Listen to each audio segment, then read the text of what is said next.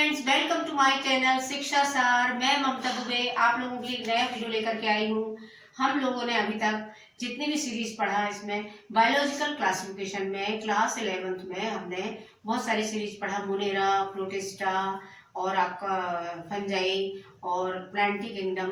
अब हमारा रह गया है प्लांटी किंगडम में हमने बहुत सारे प्लांट्स के बारे में जाना। जैसे हमारे बहुत सारे छोटे छोटे प्लांट्स जो होते हैं इसमें प्लांटी किंगडम में हमने एल्गी को पढ़ा, हमने ब्रायोफाइटा को पढ़ा, हमने टेरिडोफाइटा को पढ़ा। जैसे जैसे डेवलप होते गए हैं प्लांट वैसे वैसे हमने सबको पढ़ा। सबके हमने क्लासिफिकेशन देखा, सबके कैरेक्टर्स देखा कि एल्गी में कैसे कैरेक्टर्स होते हैं प्लांट में, ब्रायोफाइटा में कैसे कैरेक्टर होते हैं, टेरिडोफाइटा उनसे ज़्यादा डेवलप प्लांट है तो उनमें कैसे कैरेक्टर्स पाए जाते हैं, और जिम्नोस्पर्म में कैसे कैरेक्टर्स पाए जाते हैं। ये सारे वीडियो मेरे डले हुए हैं चैनल में, आप लोग देख सकते हैं। एल्गी से लेकर के एल्गी, फंजाई और बैक्टीरिया और आपका जिम्नोस्पर्म तक हमने पढ़ चुका है। आज हम पढ़ने वाले हैं एंजियोस्पर्म। तो एंजियोस्पर्म प्लांट जो है वो बहुत ही ज़्यादा डेवलप प्लांट है। सभी प्लांट में सबसे ज़्यादा डेवलप प्लांट है। इनके कैरेक्टर्स को हम जानेंगे कि ये किस तरह के प्लांट होते हैं। तो इनके कैरेक्टर्स में हमने जिम्नोस्पर्म के कैरेक्टर्स देखा था, कुछ सिमिलर होते हैं एंजियोस्पर्म में भी कैरेक्टर्स। हमने इसके पहले जितने भी प्लांट पढ़ा सारे प्लांट में फ्लावर नहीं आते हैं, नॉन फ्लावरिंग प्लांट कहलाते हैं सारे। लेकिन एंजियोस्पर्म जो है वो फ्लावरिंग प्लांट में गिने जाते हैं और सबसे ज़्यादा एडवांस प्लांट कहलाते हैं। तो एंजियोस्पर्म में सबसे पहला कैरेक्टर्स तो हमारा यही हो जाएगा कि ये सारे फ्लावरिंग प्लांट कहलाते हैं। फ्लावरिंग प्लांट की कैटेगरी में रखे गए हैं। सारे प्लांट को हमने फ्लावरिंग प्लांट के नाम से जाने जाते हैं। सेकंड इसका कैरेक्टर्स है, ये भी आपके फोटोसिंथेटिक प्लांट हैं। सारे प्लांट कैसे हैं? Photosynthetic plant. फोटोसिंथेटिक प्लांट मतलब ये फोटोसिंथेसिस करके अपना भोजन स्वयं बनाते हैं। ये इस तरह से हमने एंजियोस्पर्म के हम और भी कैरेक्टर्स देखेंगे कि इनमें और क्या क्या होता है। फ्लावरिंग प्लांट तो है, इनके साथ साथ ये क्या है, सीड बेयरिंग प्लांट भी कहलाते हैं। इनमें सीड भी बनते हैं और सीड कोट भी बनते हैं, मतलब सीड कवर्ड होते हैं। तो ये थर्ड कैरेक्टर हमारा क्या आ जाएगा, सीड बियरिंग प्लांट के नाम से भी जाने जाते हैं। इनमें सीड बनते हैं और फ्लावर बनते हैं। हमें मालूम है एंजियोस्पर्म प्लांट में सभी में फ्लावर बनते हैं और सब में सीड बनते हैं, तो सीड बियरिंग प्लांट के नाम से भी हम इनको जानते हैं। और सीड कवर्ड होते हैं, इनके सीड कवर्ड प्लांट कहलाते हैं ये, क्योंकि इनके सीड जो है वो कवर्ड होते हैं, ढके हुए होते हैं। हमने इसके पहले जो जिम्नोस्पर्म पढ़ा था, जिम्नोस्पर्म में हमने एक कैटेगरी देखा था, बाकी प्लांट्स के अकॉर्डिंग हमने इसमें सीड का फॉर्मेशन होता है। जिम्नोस्पर्म में सीड का फॉर्मेशन होता है, लेकिन सीड में कवर नहीं होते, सीड कवर्ड नहीं होते हैं। सीड नेकेड सीड के नाम से जाने जाते हैं जिम्नोस्पर्म के प्लांट। तो जितने भी जिम्नोस्पर्म में सभी सीड नेकेड होंगे, सीड उनके नेकेड होते हैं, लेकिन हमारा एंजियोस्पर्म में सीड कवर्ड होता है और इस तरह से सीड कोट इनमें पाया जाता है। एक और इसमें एडवांस कैरेक्टर्स आ जाता है एंजियोस्पर्म। तो जिम्नोस्पर्म और एंजियोस्पर्म में यही अंतर है कि वो भी कैसे प्लांट है हमारे, जिनमें सीड बनते हैं लेकिन उनमें कवर्ड नहीं होते हैं, सीड नेकेड होते हैं। और एंजियोस्पर्म में कैसे होते हैं हमारे, सीड कवर्ड होते हैं। ये एक और एडवांस कैरेक्टर्स इसमें एंजियोस्पर्म में पाया जाता है। और भी बहुत सारे प्लांट और भी कैरेक्टर्स इनमें, इनको बहुत अधिक अलग अलग भागों में डिवाइड किया गया है एंजियोस्पर्म प्लांट को। हम अपने चारों ओर जितने भी प्लांट देखते हैं, बहुत सारे ऐसे प्लांट हैं जिनमें बहुत सारे बड़े बड़े प्लांट होते हैं, बिग प्लांट। तो इनकी कैटेगरी में कौन किस तरह के प्लांट आते हैं हम जान सकते हैं। इनमें बिग प्लांट भी आते हैं, बिग प्लांट, और शॉर्ट भी आते हैं, और ग्रासेस भी आते हैं, और क्रीपर भी इनमें रखे गए हैं, क्रीपर भी आते हैं, और आपके क्लाइंबर भी आते हैं। तो इस तरह से इनमें बहुत सारे प्लांट की कैटेगरी होती है, जिनमें बहुत सारे 100 मीटर तक के बड़े बड़े प्लांट आते हैं। जैसे हमारा एक यूकेलिप्टस जो प्लांट है वो सबसे बड़ा प्लांट कहलाता है, सबसे लंबा प्लांट, तो 100 मीटर तक जिसकी हाइट होती है। और सबसे छोटा भी प्लांट होता है जो बिल्कुल स्मॉल होता है। इस तरह से इनमें बिग प्लांट भी आते हैं, शॉर्ट प्लांट भी आते हैं, जिनको हम हर्ब्स और श्रब्स कहते हैं, झाड़ियाँ जो आती हैं। और छोटे छोटे ग्रासेस वाले प्लांट भी आते हैं जिनमें फ्लावर आते हैं। और कुछ प्लांट क्रीपर की तरह दीवार में ऐसे धरती में या किसी को भी सहारा लेकर के चलते हैं, और कुछ क्लाइंबर भी होते हैं जो दीवारों के सहारे ऊपर तक जाते हैं, पेड़ों के सहारे से ऊपर तक चलते हैं। तो इस तरह से इनमें बहुत सारी कैटेगरी में इनको एंजियोस्पर्मिक प्लांट को बांटा गया है। ये इस तरह से हमने इनके कैरेक्टर्स को देखा। अब बहुत सारे ऐसे कैरेक्टर्स हैं जो हमारे बहुत सारे प्लांट के कैरेक्टर से सिमिलर हैं। तो हमने यहाँ पर मेन कैरेक्टर्स को पढ़ा है, जो कैरेक्टर हमारे मेन कैरेक्टर हैं एंजियोस्पर्म के, जो इनको अलग से क्लासिफाई करते हैं कि ये एडवांस प्लांट कहलाते हैं एंजियोस्पर्म। तो ये कुछ कैरेक्टर हमने आपको बताया। अब हम आगे देखेंगे कि हमने जो इनकी लाइफ साइकिल में भी क्या होता है। आपको जैसे हमने लाइफ साइकिल अभी जिम्नोस्पर्म की पढ़ा था, वैसे इनकी भी लाइफ साइकिल होती है।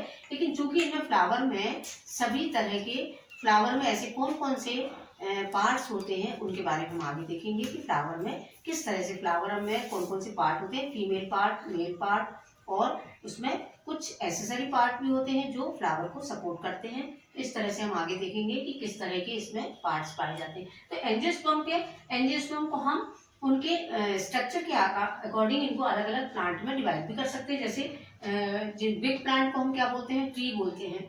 कुछ शॉर्ट प्लांट जो होते हैं इनको हम हर्ब्स और सर्ब्स बोलते हैं। इस तरह से इनको डिवाइड किया गया है। किस तरह से डिवाइड किया गया है, एंजियोस्पर्म को 5 कैटेगरी में डिवाइड किया गया है। इस तरह से हम इनको अलग अलग कैटेगरी लिख सकते हैं। जैसे ट्री लाइक स्ट्रक्चर वाले जितने भी होंगे बिग प्लांट, वो सभी ट्री में आते हैं।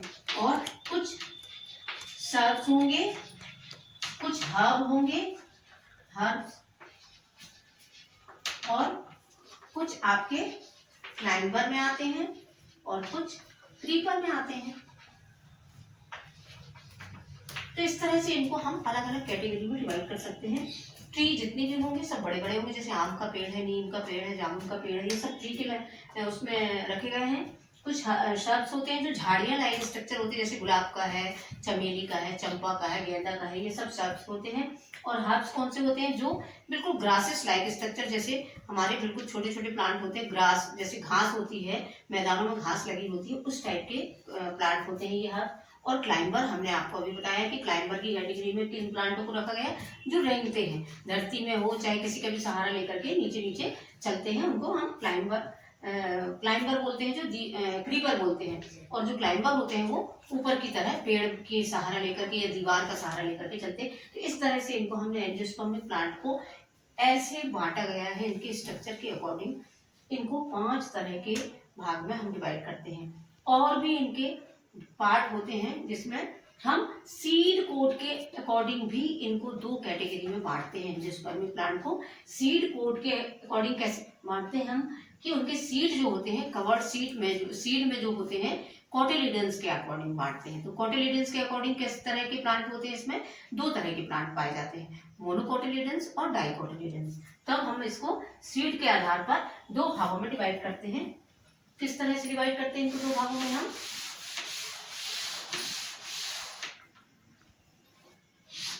पहले होते हैं मोनोकोटिलिडन्स, पहली कैटेगरी होगी मोनोकोटिलिडन्स और डाइकोटिलिडन्स। मोनोकोटिलिडन्स में हम और डाइकोटिलिडन्स, मोनोकोटिलिडन्स और डाइकोटिलिडन्स। मोनोकोटिलिडन्स किस तरह के होते हैं, डाइकोटिलिडन्स किस तरह के होते हैं, ये हमें पता होना चाहिए। तो मोनोकॉट मतलब उनका पत्र, उनके ऊपर जो सीड के ऊपर जो कोटिलिडन्स मतलब पत्र, उसके अंदर जो पत्र चढ़ा होता है सीड में। सीड हमने देखा होगा 2 तरह के सीड होते हैं। एक सीड ऐसे होते हैं जिनको बीच के एक प्लेन से, जिस तरह ऐसे इस तरह से हम देखें यदि कि कोई सीड इस तरह का है, उसके बीच से प्लेन से उसे काटा गया, यदि इसको हम बीच से काटते हैं तो हमें 2 पत्र दिखाई देते हैं, एक ये वाला और एक ये वाला। ये 2 पत्र यदि हमें दिखाई दे रहे हैं, दोनों पत्र अलग अलग दिखाई देते हैं, मतलब कोटिलिडन्स बोलते हैं इनको हम। तो ये 2 पत्र हमें दिखाई देते हैं सीड में। सीड को जब हम सीड को खोलते हैं या उसको बीच से प्लेन से बीच के सेंटर प्लेन से काटते हैं उसको, तो हमें 2 पत्र दिखाई देते हैं, तो वो कहलाते हैं डाइकोटिलिडन्स। लेकिन यदि हम इसे सेंटर से यदि हम काटते हैं और हमें कोई पत्र नहीं मिलता है या इस तरह से 2 पत्र में डिवाइड नहीं होता है कोई सीड, तो हम उन्हें बोलते हैं मोनोकोटिलिडन्स। इस तरह से इनको सीड के अकॉर्डिंग प्लांट को दो भागों में बांटा गया है, मोनोकोटिलिडन्स और डाइकोटिलिडन्स। तो इन्हीं के अकॉर्डिंग हम देखते हैं कि हमारे कौन से ऐसे प्लांट हैं जो मोनोकोटिलिडन्स में आते हैं और कुछ प्लांट जो डाइकोटिलिडन्स में आते हैं। ऐसे कौन कौन से प्लांट हैं? इसमें 5 तरह के हमने जो प्लांट देखा है यहाँ पर, जो हम ट्री, सर्ब्स, हर्ब्स और क्लाइंबर और क्रीपर, इनमें ऐसे कौन से प्लांट हैं जो बहुत सारे प्लांट जो हैं मोनोकोट में भी रखे गए हैं और डाइकोट में भी रखे गए। जैसे ट्री लाइक स्ट्रक्चर के जितने भी प्लांट होंगे आपके, सभी डाइकोट में आते हैं। क्यों? क्योंकि उनके डाइकोट के कैरेक्टर्स जो है वो सभी तरह के कैरेक्टर्स अलग होते हैं। सबसे पहले तो एंजियोस्पर्म के प्लांट कैसे होते हैं ये हमें पता होना चाहिए, उसका स्ट्रक्चर हम देखते हैं कैसा होता है। डाइकोट एंजियोस्पर्मिक प्लांट कैसे होते हैं, थोड़ा सा हम इसके बारे में जानेंगे। एंजियोस्पर्मिक प्लांट को हम जनरली हम लोग इस तरह से एंजियोस्पर्मिक प्लांट को हम देखते हैं कि मान लो ये हमारा प्लांट है, इसमें ये रूट है, रूट वाला सेक्शन है और ये सूट है इसका, इसे हम सूट वाला सेक्शन कहते हैं। ऊपर वाला पार्ट जो होता है प्लांट का, इसको हम शूट बोलते हैं और इसे हम रूट बोलते हैं। तो एंजियोस्पर्मिक प्लांट में कितने पार्ट में डिवाइड होता है प्लांट? तो सबसे पहले तो इसका शूट वाला पार्ट, यहीं से हमारी कुछ लीव्स निकलती हैं और इन लीव्स के बीच से हमारे क्या बनते हैं? फ्लावर बनते हैं यहीं से।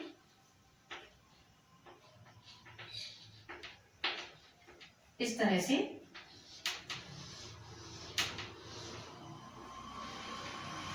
यहाँ से कुछ फ्लावर निकलते दिखाई देते हैं हमें, इस तरह से फ्लावर्स बनते हैं। तो और इन्हीं फ्लावर से सीड बनते हैं जो बाद में जाके सीड में कन्वर्ट हो जाते हैं।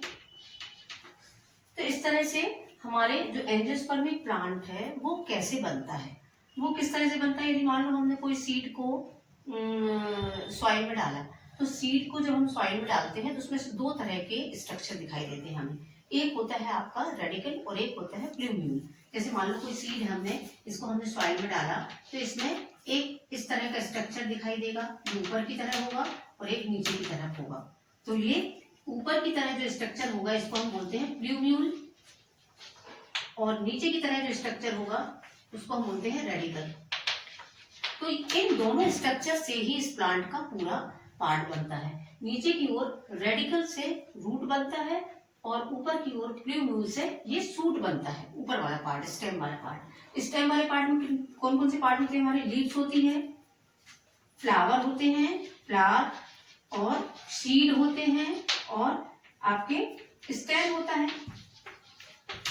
इस तरह से इसकी स्ट्रक्चर होता है, इसकी संरचना होती है एंजियोस्पर्मिक प्लांट की। रूट, अब हम इसके अकॉर्डिंग मोनोकोट में और डाइकोट में किस तरह के कैरेक्टर्स पाए जाते हैं। तो मोनोकोट जितने भी प्लांट होंगे, एंजियोस्पर्मिक प्लांट होंगे, उनमें कौन कौन से कैरेक्टर्स पाए जाते हैं कि उनकी रूट कैसी होती है, उनकी फ्लावर कैसे होते हैं, उनकी लीव्स कैसी होती हैं, उनका स्टेम कैसा होता है, उनका स्टेम बीच वाला जो सूट वाला पार्ट है वो कैसा होता है।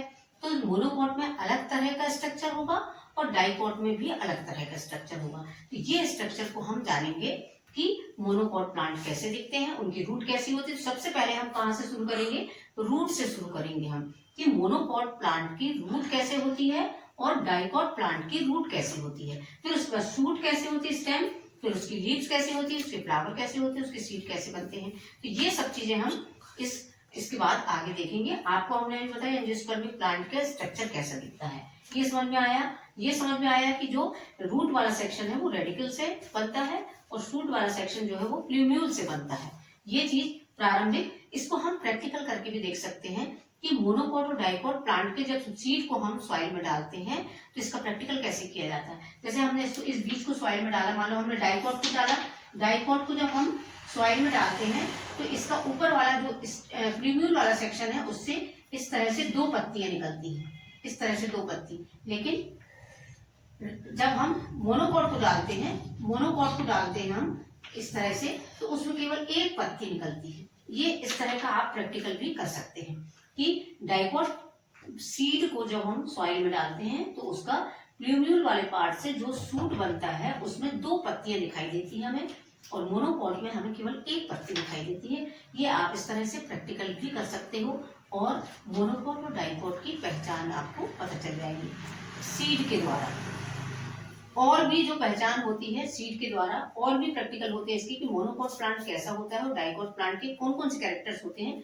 दोनों के कैरेक्टर्स अलग अलग होते हैं, ये हम आगे के वीडियो में पढ़ेंगे। तो मेरा जो सेकंड पार्ट है उसमें मैं एंजियोस्पर्म का आगे आपको मोनोकोट और डाइकोट प्लांट के कैरेक्टर्स बताऊंगी कि किस तरह से दोनों के कैरेक्टर्स अलग अलग होते हैं। यदि आपको मेरा चैनल अच्छा लगता है तो इसको सब्सक्राइब जरूर करिए और लाइक जरूर करिए, शेयर जरूर करिए।